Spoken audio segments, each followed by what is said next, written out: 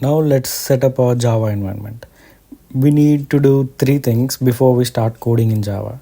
First, we need to install JDK. JDK means Java Development Kit. It's like the Java's brain. Go to Google, type download JDK. Click the first result from Oracle. On the download page, choose the operating system, Windows, Mac or Linux.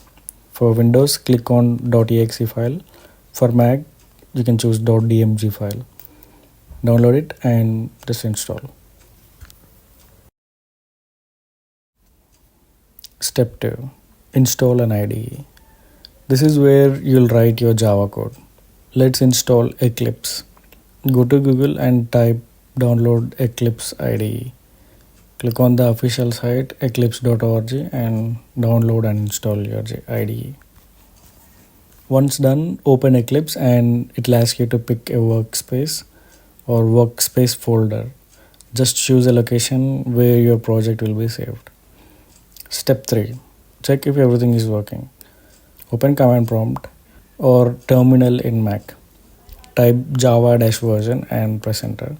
If you see a version number, your JDK is working. And you can also check from Eclipse. Open Eclipse, click File, New Java Project. Name it Test Project. Inside SRC, right click, New, Class, name it Test. Tick public static void main.